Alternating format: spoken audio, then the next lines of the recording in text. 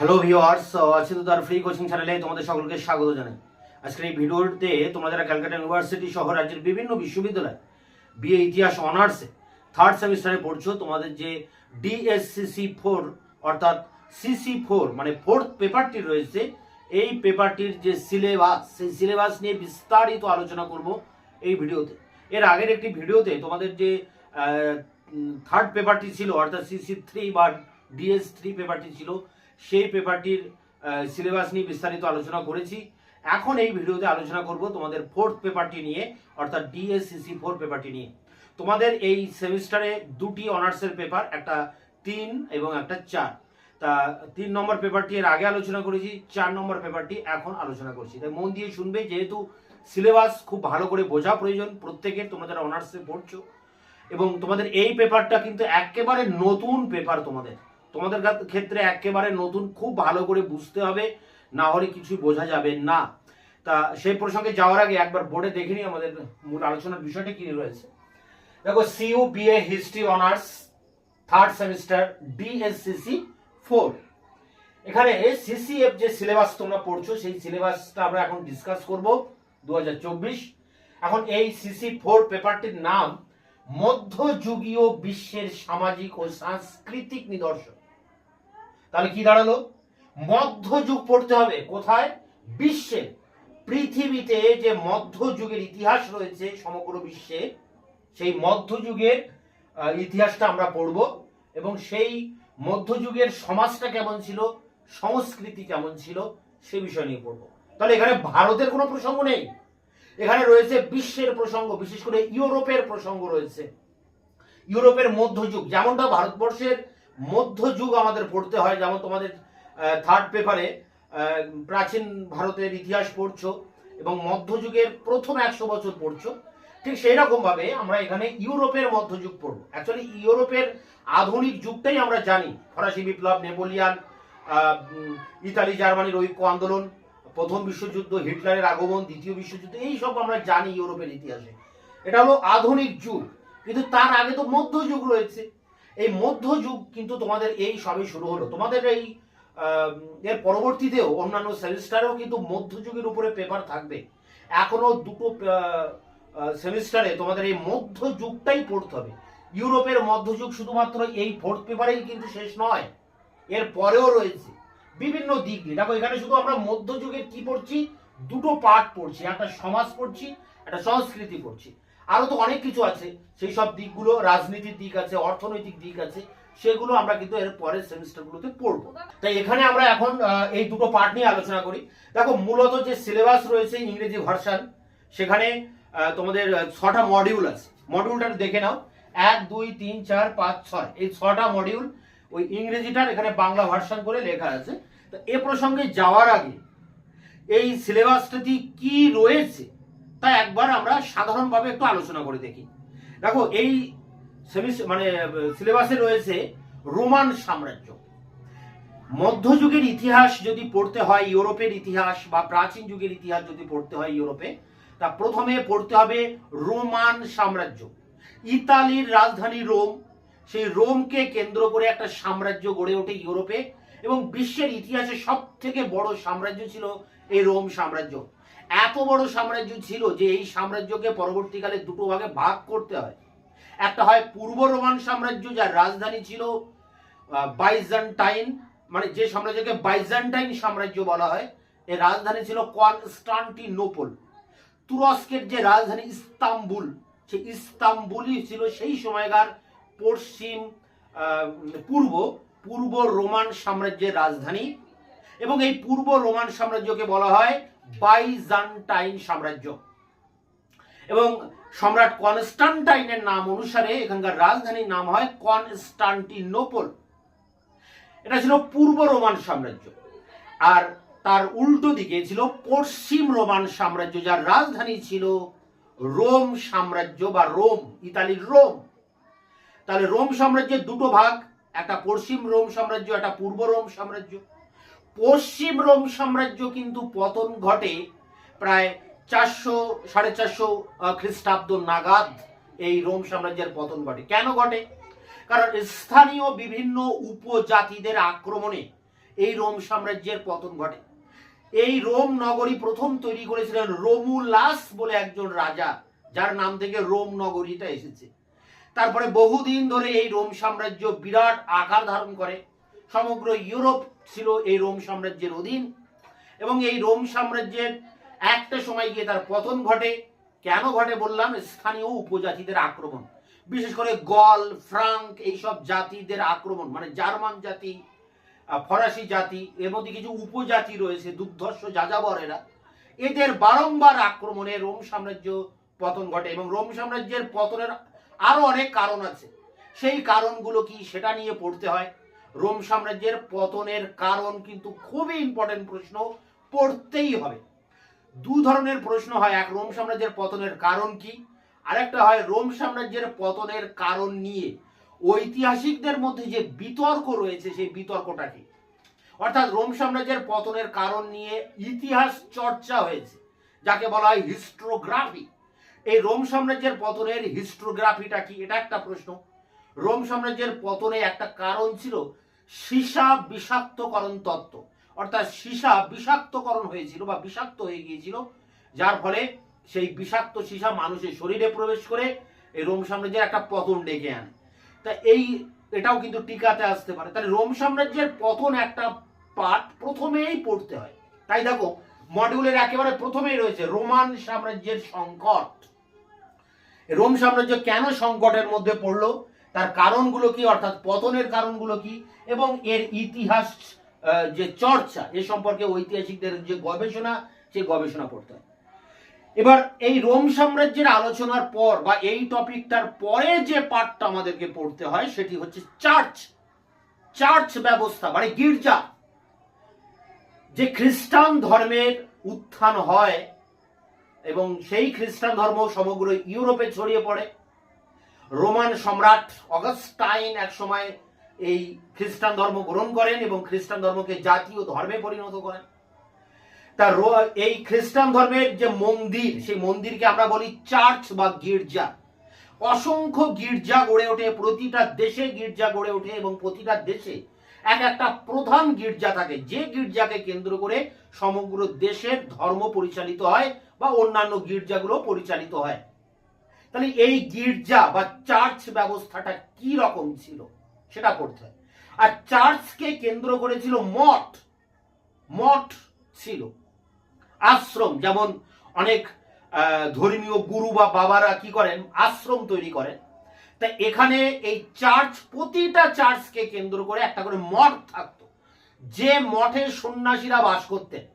খ্রিস্টান ধর্মের সন্ন্যাসীরা বাস করতেন, যাদের বলা হয় যাজক, পাদ্রী, বিশপ বলা হয়। এখন এদের এই চার্চের যারা সন্ন্যাসী, এদের উপরে থাকতেন, সবার উপরে সমগ্র বিশ্বে খ্রিস্টান ধর্মের যিনি ধর্মগুরু তাকে বলা হয় পোপ। তিনি ইতালির রোম নগরীতে ভ্যাটিকান সিটিতে বসবাস করেন এবং সেখানেই, মানে এই ভ্যাটিকান সিটি হচ্ছে সমগ্র বিশ্বে খ্রিস্টান জগতের মেন পীঠস্থান। এখানেই ধর্মের পীঠস্থান হচ্ছে এই জায়গায় এবং এখানেই পোপ থাকেন এবং পোপ এখানে থেকে সমগ্র বিশ্বের খ্রিস্টান ধর্মকে পরিচালনা করেন। তিনি হলেন সমগ্র খ্রিস্টান জগতের ধর্মগুরু। তাহলে পোপের আবির্ভাব হলো, তিনি সবার উপরে, সম্রাটেরও উপরে। কোন দেশের রাজা রাজমুকুট ধারণ করার আগে এই সম্রাটের কাছ থেকে মাথা নত করে তার কাছ থেকে আশীর্বাদ নিতে হতো। তো এটা নিয়েও কিন্তু একটা সময় দ্বন্দ্ব দেখা দিয়েছিল, ইনভেস্টিচার দ্বন্দ্ব। এই দ্বন্দ্বের নাম ইনভেস্টিচার। কে বড় দেশে, একটা দেশে কে বড়, রাজা বড় না পোপ বড়? রাজা বলছেন তিনিই সম্রাট, তিনিই বড়, আবার পোপ বলছেন না তিনিই বড়, তিনিই সম্রাট। কারণ যেহেতু রাজাকে তার সামনে এসে মাথা নত করে তার মুকুট পড়তে হয় এই পোপের হাত দিয়ে। তাই পোপ ধর্মগুরু এবং ইহ জগতের সমস্ত কিছুর গুরু হচ্ছেন এই পোপ এবং পোপই হচ্ছেন সর্বশক্তিমান। তাই পোপ বড় না রাজা বড় বা সম্রাট বড়, এটা নিয়ে কিন্তু ইউরোপে বহু দিন ধরে দ্বন্দ্ব চলেছে, যে দ্বন্দ্বের নাম ইনভেস্টিচার দ্বন্দ্ব। এটাও তোমাদের পড়তে হয়। পাশাপাশি এই যে চার্চ ব্যবস্থাটা কি সেটা পড়তে হয়। এই যে মঠ গড়ে উঠলো, মঠবাদ, সেটা কি? এবং বিভিন্ন দেশে বিভিন্ন ধরনের মঠ গড়ে উঠেছিল, সেই মঠের উপরে পড়তে হয়। এবং মঠের অনেক সন্ন্যাসীরা ছিলেন, বিখ্যাত বিখ্যাত কয়েকজন সন্ন্যাসী, তারা বিভিন্ন ধরনের সংস্কার করেছিলেন। সেই সব বিখ্যাত সন্ন্যাসীদের সংস্কারগুলো পড়তে হয়। যেমন কুলুনি বলে একজন সন্ন্যাসী ছিলেন, সেই কুলুনির সংস্কার এখানে তোমাদেরকে পড়তে হবে। আর সব থেকে যেটা ইম্পর্টেন্ট পড়া সেটা হচ্ছে এই পোপ তন্ত্র। পোপ তন্ত্রটা কিভাবে গড়ে উঠলো, এক পোপকে কেন্দ্র করে এই যে সমস্ত খ্রিস্টান জগৎ পরিচালিত হচ্ছে, এবং তার অধীনে রয়েছে যাজক, বিশপ অ্যান্ড বিশপ, মানে অনেকেই রয়েছেন পরপর ধাপে ধাপে, কিন্তু সবার উপরে রয়েছেন এই পোপ। তার যে সিস্টেমটা কিভাবে তিনি তৈরি করলেন, এই পোপবাদ বা পোপতন্ত্র, সেটা নিয়ে কিন্তু অনেকটাই তোমাদেরকে পড়তে হবে। দেখো এখানে পরের মডিউলটা দেখো, মধ্যযুগে ইউরোপের ধর্ম। তা ধর্ম বলতে আমাদের ধর্মীয় সংগঠন পড়তে হবে। ধর্মীয় সংগঠন কোনগুলো না, এই চার্চ এবং চার্চকে কেন্দ্র করে মঠ। চার্চ এবং মঠ এগুলোই হচ্ছে ধর্মীয় সংগঠন, এবং এদের উপরে রয়েছে পোপ। তা পোপকে কেন্দ্র করে এই পোপ তন্ত্র পড়তে হবে। এবং পাশাপাশি এই সময় ইউরোপে একাধিক জায়গায় নগর গড়ে ওঠে, London, Paris, Italy, Rome, Venice বা জেনোয়া, ভিয়েনা, বার্লিন, এরকম বিভিন্ন নগর কিন্তু এই সময় গড়ে উঠেছিল এই মধ্যযুগে ইউরোপে, যেগুলো এখন এক একটা দেশের রাজধানীতে পরিণত হয়েছে। তো এই নগরায়নের কারণ কি? এই নগরগুলো কেন গড়ে উঠলো? কোনো বাণিজ্যিক কেন্দ্র হিসেবে গড়ে উঠেছিল, নতুবা অর্থনৈতিক কেন্দ্র হিসেবে গড়ে উঠেছিল, নতুবা কোনো রাজনৈতিক বা সামরিক কর্মকাণ্ডের কেন্দ্র হিসেবে গড়ে উঠেছিল। তো সেই কারণগুলো নিয়েও কিন্তু এখানে একটা প্রশ্ন থাকছে যে নগরায়নের কারণগুলো কি। তা এইগুলো নিয়ে আমাদেরকে পড়তে হচ্ছে। এর পরে যে পার্টটি আমাদের পড়তে হয় সেটি হচ্ছে ক্যারোলিঞ্জিয় সাম্রাজ্য। দেখো রোম সাম্রাজ্যের পতনের পর পশ্চিম ইউরোপে ক্যারোলিঞ্জিয় সাম্রাজ্য গড়ে ওঠে। ক্যারোলিঞ্জিয় সম্রাট ক্যারোলিঞ্জের নাম থেকে এই ক্যারোলিঞ্জিয় সাম্রাজ্য গড়ে ওঠে, এবং বিরাট বড় সাম্রাজ্য গড়ে ওঠে। এবং এই সম্রাট, এই ক্যারোলিঞ্জিয় সম্রাট, তিনি ছিলেন সাহিত্য সংস্কৃতির অনুরাগী। তিনি তার সাম্রাজ্যে যত জ্ঞানী গুণী পণ্ডিতরা ছিলেন তাদেরকে তিনি পৃষ্ঠপোষকতা করেছিলেন। ফলে এই রাজার অনুগ্রহ পেয়ে বা রাজার সাহায্য পেয়ে এইসব পণ্ডিতেরা তাদের যে সৃজনশীল যে বুদ্ধি চেতনা তাকে তারা বিকশিত করার সুযোগ পেয়েছিলেন। এবং এই সময়ে নানা ধরনের গ্রন্থ পুস্তক লেখা হতে থাকে। প্রাচীনকালের অনেক গ্রন্থ এই সময় অনুবাদ করা হতে থাকে, অর্থাৎ এখানে অনুবাদ সাহিত্যের জন্ম হয়, নতুন নতুন গ্রন্থ পুস্তকের সাহিত্যের জন্ম হয়। এর ফলে ইউরোপে দেখা দেয় একটা নবজাগরণ, নতুন করে একটা জাগরণ দেখা দেয়। প্রাচীন ধ্যান ধারণার পরিবর্তে যুক্তি তর্কের সাহায্যে সবকিছু বিচার বিশ্লেষণ করার একটা চিন্তা এই সময় জেগে ওঠে মানুষের মধ্যে, যাকে বলা হচ্ছে নবজাগরণ, রেনেসাস। আমরা সাধারণত জানি যে ইউরোপে রেনেসাস হয়েছিল 14শ শতকে ইতালিতে। রেনেসাস হয়েছিল Leonardo da Vinci, Michael Angelo, এনাদের নাম ধরে, রাফায়েলের হাত ধরে, বা কবি শেক্সপিয়ারের হাত ধরে। কিন্তু এটা 14 শতকের নবজাগরণ। কিন্তু আমি যেটা এখন তোমাদের বলছি এটা আরো অনেক আগে, আরো 200 বছর আগেকার কথা। যখন ক্যারোলিঞ্জিয় সাম্রাজ্য গড়ে ওঠে সেই সময়ও কিন্তু একটা নবজাগরণ হয়েছিল। তখন চলছিল দ্বাদশ শতক, 1200 খ্রিস্টাব্দ। তাই এই সময়কার নবজাগরণকে বলা হয় দ্বাদশ শতকের নবজাগরণ, দ্বাদশ শতকের রেনেসাস। এটা একটা প্রশ্ন, এই দ্বাদশ শতকের রেনেসাস, এটা নিয়ে তোমাদেরকে পড়তে হবে। তো এই দ্বাদশ শতকের রেনেসাস কেন হলো, কোন কোন ক্ষেত্রে হলো, কোন কোন সাহিত্যের ক্ষেত্রে হলো, কোন কোন পণ্ডিত এই সময় তারা বিভিন্ন পাণ্ডিত্য দেখালেন বিভিন্ন গ্রন্থ পুস্তকের ভিতর দিয়ে, তার যে ফিরিস্তি ধারা বিবরণী তোমাদেরকে এখানে কিন্তু পড়তে হবে। তাই দেখো পরের পার্টে এখানে কি রয়েছে মডিউলে, মধ্যযুগে ইউরোপের সংস্কৃতি। সংস্কৃতি বলতে কালচার, মানুষের যে সৃজনশীলতার বিকাশ, সেই সংস্কৃতি। এখানে ক্যারোলিঞ্জিও রেনেসাস পড়তে হচ্ছে।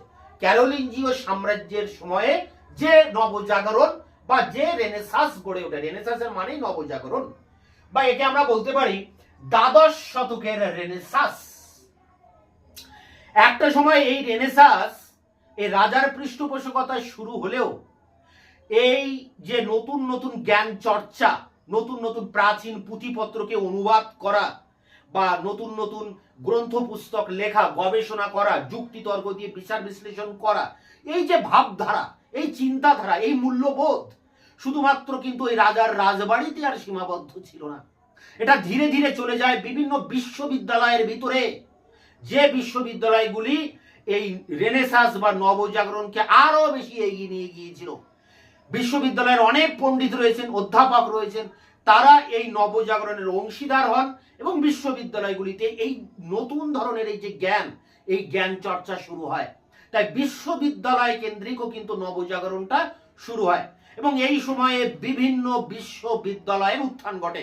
যেমন কয়েকটা বিশ্ববিদ্যালয়ের কথা আমি বলি, অক্সফোর্ড বিশ্ববিদ্যালয় ইংল্যান্ডে, কেমব্রিজ বিশ্ববিদ্যালয় ইংল্যান্ডে, বা জেনোয়া বিশ্ববিদ্যালয়, পিসা বিশ্ববিদ্যালয় ইতালিতে, এরা কিন্তু মাথা ছেড়া দিয়ে ওঠে এবং আরো অনেক বিশ্ববিদ্যালয় ইউরোপে দেখা যায় এবং এই সব বিশ্ববিদ্যালয়গুলিতে নতুন ধরনের জ্ঞান চর্চা শুরু হয়। আবার ঠিক এই সময়ে এই যে সংস্কৃতির বিকাশ, এই সংস্কৃতির বিকাশ শিল্পকলার উপরও পড়েছিল। শিল্পকলা অর্থাৎ যে স্থাপত্য ভাস্কর্য, স্থাপত্য মানে কোনো বড় ধরনের স্থাপনা, কোনো বাড়ি ঘর, স্মৃতিসৌধ, এগুলোকে আমরা স্থাপত্য বলি। আর ভাস্কর্য মানে কোনো মূর্তি নির্মাণকে ভাস্কর্য বলি। তো এই ধরনের মানে কালচার বা এই ধরনের শিল্পকলার উপরে এই নবজাগরণের প্রভাব পড়েছিল। ফলে এক নতুন ধরনের পদ্ধতিতে শিল্পকলার বিকাশ হয়, একটা নতুন নির্মাণ পদ্ধতি এই সময় গড়ে ওঠে, যাকে আমরা বলি গথিক শিল্পকলা। এই গথিক শিল্পকলার আদলে এই সময় অনেক চার্চ, মানে যেগুলোকে আমরা বলি গির্জা, সেই গির্জা তৈরি হয়, অনেক রাজার প্রাসাদ তৈরি হয়, অনেক দুর্গ তৈরি হয় এই গথিক শিল্পকলার ভিত্তিতে। গথিক শিল্পকলার মূল বৈশিষ্ট্য ছিল গম্বুজ এবং স্তম্ভ, এটাই ছিল এর মূল বিষয়। এটা তোমাদের পড়তে হবে, এই গথিক শিল্পকলা। তাই দেখো এগুলো নিয়ে রয়েছে পরের মডিউলটা, ভালো দেখে নাও। 3 নম্বর মডিউল, মধ্যযুগে ইউরোপের সংস্কৃতি, ক্যারোলিঞ্জিও রেনেসাঁস, দ্বাদশ শতকের রেনেসাঁস একই বিষয়। এবং এই রেনেসাঁসের পাশাপাশি যেটা পড়তে হবে সেটা হচ্ছে বিশ্ববিদ্যালয়, শিল্প ও স্থাপত্য। তা এই 3টি মডিউল তোমাদের বললাম। প্রথম মডিউলের রোম সাম্রাজ্যের পতনের কারণ বা উত্থান, এগুলো নিয়ে পড়তে হচ্ছে। তারপরে পড়তে হচ্ছে 2 নম্বরে মধ্যযুগে ইউরোপের ধর্মীয় সংগঠন, চার্চ, মঠ, পোপতন্ত্র, নগরায়ন। এবং 3 নম্বর মডিউলে পড়তে হচ্ছে ক্যারোলিঞ্জিয় সাম্রাজ্য এবং দ্বাদশ শতকের নবজাগরণ বা রেনেসাঁস, বিশ্ববিদ্যালয়গুলির উত্থান এবং এখানে শিল্প স্থাপত্য। এরপরে দেখো যেটা রয়েছে সেটা হচ্ছে 4 নম্বর মডিউল। এর পরের যে মডিউল আমাদের পড়তে হবে সেটা খুবই ভাইটাল একটা মডিউল এবং এই মডিউলটা পরবর্তী সেমিস্টারেও তোমাদের পড়ে যেতে হবে, এখানেই শেষ নয়। পরের অনেক সেমিস্টারে তোমাদের এই মডিউলটা থাকবে, যার নাম সামন্ততন্ত্র, অর্থাৎ জমিদারি ব্যবস্থা। ইউরোপে সামন্ততন্ত্র আর ভারতবর্ষের জমিদারি ব্যবস্থা ব্যাপারটা একই। তা কিভাবে এই সামন্ততন্ত্র গড়ে উঠলো ইউরোপে, এটা ছোট্ট করে বলি। এই যে ক্যারোলিঞ্জীয় সাম্রাজ্য, বিরাট বড় সাম্রাজ্য, এবং তখন বিভিন্ন উপজাতি এই সাম্রাজ্যকে বারে বারে বিভিন্ন জায়গা দিয়ে আক্রমণ করত। ফলে সাম্রাজ্যের নিরাপত্তা সেভাবে ছিল না। বিভিন্ন অঞ্চলে যারা একটু ধনী, যারা প্রভাবশালী, তারা নিজেরা দুর্গ তৈরি করে, সেনাবাহিনী তৈরি করে ওই অঞ্চলটার নিরাপত্তার দায়িত্ব নিয়েছিল। এবং কি একটা সময় সম্রাটের সাথে বোঝাপড়া করে ওই অঞ্চলের সমস্ত জমি ওই ব্যক্তির হাতে তুলে দেওয়া হয়। ওই ব্যক্তি নিয়মিতভাবে মানে রাজাকে কর দিতেন আর ওই জমির ভোগ করতেন। এবার ওই জমির প্রকৃত মালিক হয়ে উঠলেন ওই অঞ্চলের সেই বড়লোক ব্যক্তি বা ধনী ব্যক্তি, তিনি হয়ে উঠলেন সামন্ত, অর্থাৎ ওই জমির মালিক বা সামন্ত প্রভু। তিনি একটা দুর্গ তৈরি করলেন এবং একটা খামার বাড়ি তৈরি করলেন। যে খামার মানে তার ওই জমিদারির মাঝখানে একটা খামার বাড়ি তৈরি করলেন পাঁচিল ঘেরা দিয়ে পরিবেশে, এবং তার রক্ষণাবেক্ষণের জন্য লোক নিয়োগ করলেন এবং দুর্গ নির্মাণ করলেন। সেখানে সেনা নিয়োগ করলেন, যাদের নাইট বলা হয়, নাইট, সেই নাইটদের নিয়োগ করলেন। তারা ঘোড়ার পিঠে তলোয়ার চড়ে ঘুরে বেড়াতেন, সবসময় ওই জায়গাটাকে পাহারা দিতেন। সামন্ত প্রভুর একা তো ওই জমি চাষ করা সম্ভব নয়।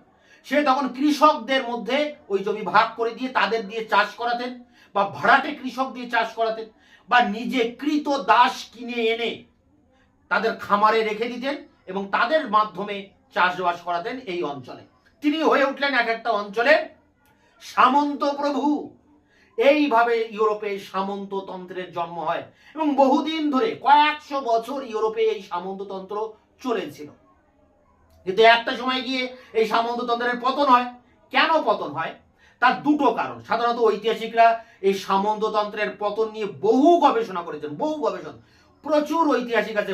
Morris Dobb, Emmanuel Le Roy Ladurie, Robert ব্রেনারের কথা বলা যায়, হ্যাঁ, এরকম অনেক ঐতিহাসিক, মার্ক ব্লকের কথা বলা যায়, এনারা সব রয়েছেন। বা এখানে একজন বিখ্যাত ঐতিহাসিক রয়েছেন যেমন পেস্তালজি। এনাদের বক্তব্য যেটা রয়েছে, মূল বক্তব্য দুটো, একটা হচ্ছে আভ্যন্তরীণ কারণ, একটা বাহ্যিক কারণ। এই সামন্ততন্ত্রের পতনের দুটো কারণ। একটা আভ্যন্তরীণ কারণটা কি না, আভ্যন্তরীণ কারণ হচ্ছে এই যে সামন্ত প্রভুদের চাহিদা বেড়ে যায়, তারা বিভিন্ন নিত্য নতুন জিনিসের সাথে পরিচিত হয়। বিভিন্ন বণিকরা, ভ্রাম্যমান বণিকরা বিভিন্ন সুন্দর সুন্দর জিনিস নিয়ে এই ম্যানরে বা এই খামার বাড়িতে আসতেন, সামন্ত প্রভুর এলাকায় আসতেন। সামন্ত প্রভুরা এইসব জিনিসের প্রতি আকৃষ্ট হন, তারা সেগুলো নগদ টাকা দিয়ে কেনার জন্য তাদের করে, মানে এই তাদের অধীনে যেসব কৃষকরা ছিলেন তাদের উপরে কর চাপাতে থাকেন। এই মানে আগে শস্যের মাধ্যমে তিনি রাজস্ব নিতেন, কিন্তু এখন তিনি নগদ অর্থের মাধ্যমে নিচ্ছেন, অর্থাৎ খাজনার এখানে নগদীকরণ হচ্ছে এবং তিনি বাড়তি রাজস্ব দাবি করছেন।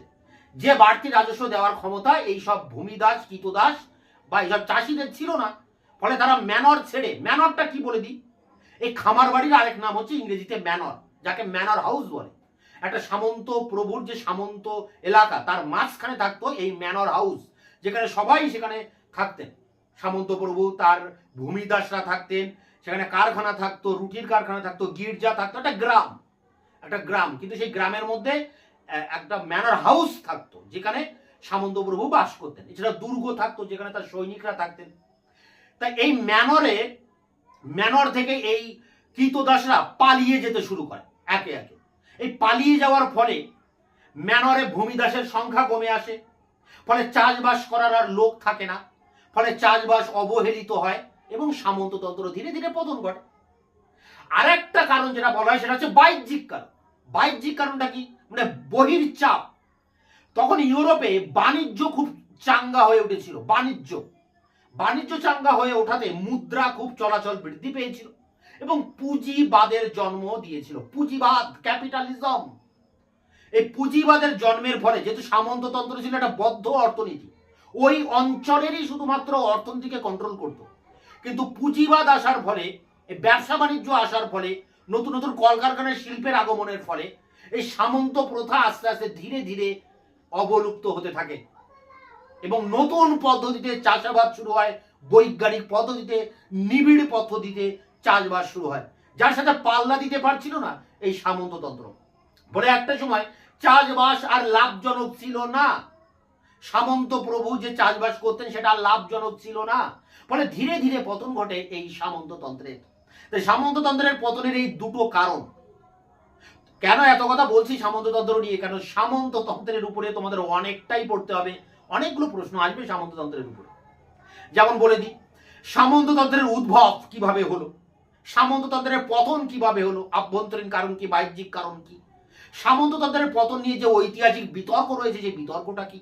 এখানে একটা কথা হয় যুগ সন্ধিক্ষণ বিতর্ক, বা ইংরেজিতে বলা হয় ট্রান্সেশন ডিবেট। কি এটা? এটা হচ্ছে যে দেখো, সামন্ততন্ত্র প্রায় 1000 বছর ধরে ইউরোপে টিকেছিল।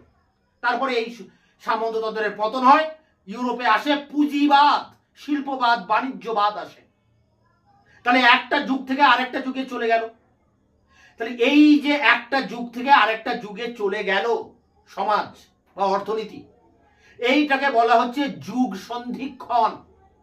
দুটি যুগের মিডিল যে জায়গাটা, যে সন্ধি যে জায়গাটা, সেই সন্ধিটাকে বলা হচ্ছে যুগ সন্ধিক্ষণ। এবং এটা নিয়ে যে বিতর্ক, সেই বিতর্ক বিভিন্ন ঐতিহাসিকরা পার্টিসিপেট করেছেন। সেটা নিয়েও কিন্তু একটা ইম্পর্টেন্ট প্রশ্ন হয়, যুগ সন্ধিক্ষণ বিতর্ক। কিভাবে সামন্ততন্ত্রের পতন ঘটে, সেখানে একটা পুঁজিবাদী অর্থনীতির আবির্ভাব ঘটছে। একটা যুগ থেকে কিভাবে আরেকটা যুগের আবির্ভাব ঘটছে। সামন্ততন্ত্র 1000 বছর টিকেছিল, তারপর পুঁজিবাদ আসে, আর এখনো পুঁজিবাদ চলছে, আগামীতেও চলবে। তাহলে একটা নতুন যুগে এসে আমরা হাজির হয়েছি, আর আগে 1000 বছর ধরে আমরা আরেকটা যুগে ছিলাম। ফলে একটা যুগ থেকে আরেকটা যুগে এই যে ট্রান্সফার হলো, এটাকে বলা হচ্ছে ট্রান্সেশন ডিবেট বা যুগ সন্ধিক্ষণ বিতর্ক। তাই এটা নিয়ে অনেকটাই পড়তে হবে। পাশাপাশি এই টিকা প্রশ্ন কিছু রয়েছে, যেমন ফিপ মানে কি? ফিপ মানে অ্যাকচুয়ালি দেশের সমস্ত জমিকার মালিকটাকে, সম্রাট, তিনি জমিগুলো দিয়েছেন এক একজন সামন্ত প্রভুকে একটা চুক্তির মধ্য দিয়ে, একটা আনুগত্যের ভিতর দিয়ে, একটা বোঝাপড়ার ভিতর দিয়ে। এই বোঝাপড়াটাকে বলা হয় ফিপ। আর ভ্যাসালটা কি? ভ্যাসাল হচ্ছেন সামন্ত প্রভু যে ভূমিদাসেরা রয়েছেন, সে ভূমিদাসদেরকে ভ্যাসাল বলা হয়। তাই এখানে ফিপ ও ভ্যাসাল কি এটা পড়তে হয়। তার যে সৈনিকরা থাকতেন দুর্গে, নাইট, সে নাইটটা কি? নাইট হতে গেলে যে কোনো মানুষ হতে পারতো না, তাকে একটা আদর্শ অনুসরণ করতে হতো। ছোটবেলা থেকেই তাকে একটা নির্দিষ্ট আদর্শের মধ্যে দিয়ে কাটাতে হতো, সৎ নির্ভীক জীবনযাপন করতে হতো। এই আদর্শকে বলা হয় শিবভালরি। এই শিবভালরিটা কি? ম্যানর হাউসে বাস করতেন বা খামার বাড়িতে বাস করতেন সামন্ত প্রভু। তাই ম্যানরটা কি? এটা একটা প্রশ্ন। এছাড়া অসংখ্য প্রশ্ন আছে এই সামন্ততন্ত্রের উপরে। মূলত মেন কোশ্চেন হচ্ছে সামন্ততন্ত্রের পতনের কারণ কি, এই সম্পর্কে বিতর্ক কি, যুগ সন্ধিক্ষণ বিতর্ক কি, এবং এই ফিপ, ভ্যাসাল, ম্যানর, নাইট, শিবভালরি, এগুলো হচ্ছে মূলত আমাদেরকে পড়তে হবে। এরপরে দেখো, তাহলে এই পরের পার্টটায় মানে 4 নম্বর মডিউলে কিন্তু এই বিষয়টাই রয়েছে, এই সামন্ততন্ত্রের বিষয়। দেখো 4-এ কি আছে? সমাজ, মধ্যযুগীয় ইউরোপ, সামন্ত সমাজ, সামন্ততন্ত্রের উত্থান এবং ম্যানর। তারপরে 5 নম্বর মডিউলটাও পড়তে হচ্ছে সামন্ততন্ত্রের সংকট, উত্তরণ, বিতর্ক। অর্থাৎ তোমাদের 6টা যে মডিউল আছে তার মধ্যে 2টো মডিউল রয়েছে শুধু সামন্ততন্ত্রের উপরে। 4 এবং 5 দুটো মডিউলই সামন্ততন্ত্রের উপরে। তাহলে বিষয়টা কত বড় টপিক! এত বড় টপিক যে এখানে এই সেমিস্টারের এই সিসি 4 পেপারে শুধু এই সামন্ততন্ত্র সীমাবদ্ধ নয়, পরের সেমিস্টারেও কিন্তু রয়েছে এখনো সামন্ততন্ত্র। 1000 বছর ধরে ইউরোপে বিদ্যমান ছিল এই সামন্ততন্ত্র। তাই এটা নিয়ে পড়াশোনা, গবেষণা অনেক হয়েছে এবং তোমাদেরকেও করতে হবে, তোমরা অনার্সে পড়ছো। এরপরে দেখো শেষ পার্ট যেটি রয়েছে, ধর্ম। সামন্ততন্ত্রের পরে যে বিষয়টা তোমাদেরকে পড়তে হবে ইউরোপের মধ্যযুগের ইতিহাসে, সেটি হচ্ছে ধর্ম। ইসলামের অধীনে ইহুদি এবং খ্রিস্টান ধর্ম। কেন এই কথা বলা হচ্ছে ইসলামের অধীনে কেন? দেখো, ইসলাম ধর্মের আবির্ভাবের পর জেরুজালেম বলে যে শহরটা আছে তুরস্কে, জেরুজালেম, সেই জেরুজালেমে জন্ম হয়েছিল যীশু খ্রিস্টের, এবং এই জায়গা থেকেই কিন্তু খ্রিস্টান ধর্ম শুরু হয়।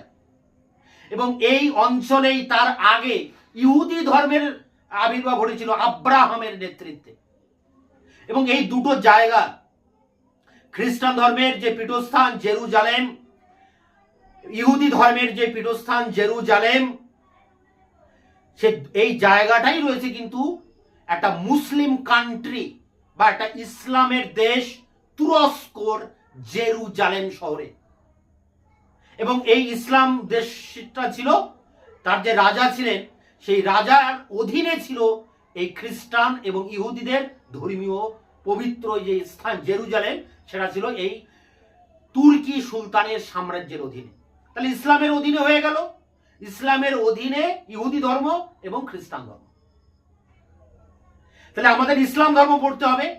হযরত মুহাম্মদ মারা যাওয়ার পর তার যে মানে প্রধান 4 সঙ্গী, আবু উসমান, আবু বকর, এই সব ব্যক্তিরা তারা খলিফা হয়েছিলেন, মানে ইসলাম ধর্মের ধর্মগুরু হয়েছিলেন ধর্মটাকে পরিচালনা করার জন্য। যেমন খ্রিস্টান ধর্মে রয়েছে পোপ, সমগ্র ধর্মের ধর্মগুরু। ইসলাম ধর্ম কিন্তু একজন ধর্মগুরু ছিলেন, তার নাম হলো খলিফা। এই খিলাফত বা খলিফা সাম্রাজ্য বহুদিন ধরে ছিল ইউরোপে। 1921-22 নাগাদ কামাল আতাতুর্কের আক্রমণে এই খলিফাতন্ত্রের অবসান ঘটে। নয়তো প্রায় 1,500-2,000 বছরের কাছাকাছি এই খলিফাতন্ত্র ইউরোপে ছিল, মানে ইসলাম কান্ট্রিগুলোতে ছিল। তাই খলিফার উদ্ভব কিভাবে হলো, প্রথম, দ্বিতীয়, তৃতীয়, চতুর্থ খলিফা খুব নাম করা ছিলেন, আবু উসমান, আলী বকর, এনাদের সম্পর্কে পড়তে হবে, খলিফাতন্ত্র পড়তে হবে। হযরত মুহাম্মদের নিয়ে পড়তে হবে, তিনি কিভাবে ইসলাম ধর্মের আবির্ভাব ঘটাচ্ছেন, তার জীবনী পড়তে হবে। তার সময়ে ইহুদিদের সাথে তার কি সম্পর্ক ছিল, ইসলামের সাথে ইহুদির সম্পর্ক কেমন, ইসলামের সাথে খ্রিস্টানদের সম্পর্ক কেমন, সবই এখানে তোমাদেরকে পড়তে হবে। কিন্তু একটা জিনিস, পরবর্তীকালে একটু আধুনিক যুগে এলেই এই তুরস্কের সুলতান, তার যে সাম্রাজ্যের মধ্যে খ্রিস্টানদের যে পীঠস্থান রয়েছে, এখানে যেসব খ্রিস্টানরা আসতেন ধর্ম করতে, তীর্থ করতে, তাদের উপরে অত্যাচার করতেন, বারে বারে অত্যাচার করতেন ধর্মীয় গোড়ামির কারণে। ফলে একটা সময় ইউরোপের খ্রিস্টান জগতের বিরুদ্ধে খেপে যায় এবং পোপ, যিনি ধর্মগুরু, খ্রিস্টানদের ধর্মগুরু, তার নেতৃত্বে একটা ধর্ম রক্ষা বাহিনী তৈরি হয়। প্রতিটা দেশের আবাল বৃদ্ধ বনিতা এই ধর্ম রক্ষা বাহিনীতে অংশগ্রহণ করে এবং এই বাহিনী এই জেরুজালেম দখল করার জন্য, জেরুজালেমকে ইসলামের কবল থেকে মুক্ত করার জন্য ধর্মযুদ্ধের আহ্বান করে। এবং মুসলিম কান্ট্রির এই রাজা তুরস্কের সুলতানের সাথে এই ইসলামে মানে খ্রিস্টান জগতের একটা যুদ্ধ হয়। একবার নয়, প্রায় 12 বার, 11 বার এই যুদ্ধটা সংগঠিত হয়। এই যুদ্ধের নাম ধর্মযুদ্ধ, যার ইংরেজিতে বলা হয় ক্রুসেড। ক্রুসেড, ক্রুসেড ইউরোপের ইতিহাসে একটা যুগান্তকারী অধ্যায়। প্রায় 200 বছর ধরে চলেছে এই ক্রুসেড এবং বারে বারে এই খ্রিস্টান জগৎ পরাজিত হয়েছে, আবার কিন্তু তারা যুদ্ধ করার জন্য এগিয়েছে। এই ক্রুসেড, প্রথম, দ্বিতীয়, তৃতীয়, চতুর্থ ক্রুসেড তোমাদেরকে পড়তে হবে। ক্রুসেডের কারণটা কি, ক্রুসেডের ফলে কি হলো, ফলাফলটা কি হলো, এসব নিয়েও কিন্তু পড়তে হবে। ক্রুসেড তোমাদের এই পেপারের সর্বশেষ টপিক। তা এই শেষ যে মডিউল, 6 নম্বর মডিউলটা ধর্ম নিয়ে পড়তে হবে, যেখানে ইসলাম ধর্ম পড়তে হবে, খ্রিস্টান ধর্ম, ইহুদি ধর্ম পড়তে হবে। পাশাপাশি এই ইসলাম এবং খ্রিস্টান ধর্মের মধ্যে যে বিরোধ জেরুজালেমকে কেন্দ্র করে এবং যে ধর্মযুদ্ধ হয় ক্রুসেড, তার উপরে অনেকটাই পড়তে হবে।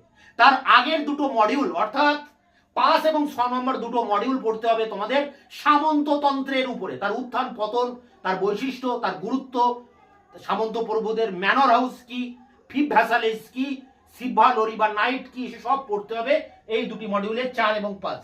তার আগের মডিউলে কি পড়তে হবে? 3 নম্বর মডিউলে ক্যারোলিঞ্জীয় সাম্রাজ্য, দ্বাদশ শতকের নবজাগরণ, বিশ্ববিদ্যালয়ের উত্থান, শিল্প সংস্কৃতির উত্থান। তার আগে 2 নম্বর মডিউলে কি পড়তে হবে না বিভিন্ন ধর্মীয় সংগঠন খ্রিস্টানদের, চার্চ, গির্জা, মঠ, পোপ, তন্ত্র, এগুলো পড়তে হবে, নগরায়ন। আর প্রথম মডিউলে কি পড়তে হবে? রোম সাম্রাজ্যের পতন, রোম সাম্রাজ্যের উত্থান, রোম সাম্রাজ্য নিয়ে যে ইতিহাস চর্চা। তো এই ছিল সিলেবাস। আশা করি কিছুটা হলেও তোমাদের সিলেবাস সম্পর্কে একটু বেসিক ধারণা দিতে পেরেছি। এর আগে 3rd পেপারে সিলেবাস নিয়ে আমি তোমাদেরকে বোঝানোর চেষ্টা করেছি। তোমরা যারা এখনো ভিডিওটি দেখোনি দেখে নেবে। এখন আলোচনা করলাম ডিএসসিসি 4 এর সিলেবাস। এরপরে তোমাদের আর একটা পেপার রয়েছে এসিসি 3, যেটা বাংলার শিল্প সংস্কৃতির উপরে, তারও ভিডিও আমি গতকাল আগামীকালই নিয়ে আসবো তোমাদের সামনে। তাই তোমরা অবশ্যই চ্যানেলকে সাবস্ক্রাইব করে চ্যানেলের সাথে থাকবে। এছাড়া তোমাদের এই যে পেপারটি আমি এখন আলোচনা করলাম, এর সাজেশন আমি খুব দ্রুত তোমাদের সামনে আনবো এবং সাজেশনের প্রতিটা প্রশ্নের উত্তর আমি একের পর এক ভিডিও ক্লাসের ভিতর দিয়ে তোমাদের সামনে তার অ্যান্সারও তুলে ধরবো। আমার এই চ্যানেলের মূল উদ্দেশ্য নিয়মিত ফ্রিতে অনলাইন টিউশন পড়ানো। ওই 2-1টি নোটস দিয়ে দেখনদারি করার চ্যানেল এটি নয়। তোমরা এর আগের সেমিস্টারে যারা আমার চ্যানেল ফলো করেছো তোমরা জানো, একেবারে দায়িত্ব নিয়ে নিয়মিতভাবে যেভাবে টিউশন তোমরা পড়ো বা কলেজে ক্লাস করো, ঠিক সেইভাবে প্রতিটা টপিক ধরে সাজেশন অনুযায়ী প্রত্যেকটা প্রশ্ন ধরে ধরে বিস্তারিত আলোচনা, ব্যাখ্যা সহ তার উত্তর এবং গুণমান কোয়ালিটির অ্যান্সার আমি প্রোভাইড করবো আমার এই চ্যানেলের ভিতর। তাই তোমরা যারা অনার্সে পড়ছো তোমাদের জন্য খুবই হেল্পফুল হবে এই চ্যানেল। তোমরা যে যেখানে টিউশন পড়ছো পড়তেই পারো, পাশাপাশি তোমরা এই চ্যানেল ফলো করলে অনেকটাই সুবিধা পাবে। মূলত আমি চ্যানেলটা করেছিলাম তোমরা যারা টাকার অভাবে টিউশন পড়তে পারছো না তাদের জন্য মূলত। তা তোমাদের অনেকের বন্ধুরা আছো যারা এরকম পড়াশোনা করার জন্য টিউশন পড়তে পারছো না, তাদের কাছে অবশ্যই তোমরা চ্যানেলকে শেয়ার করবে এবং তোমরা ভিডিওগুলো দেখবে।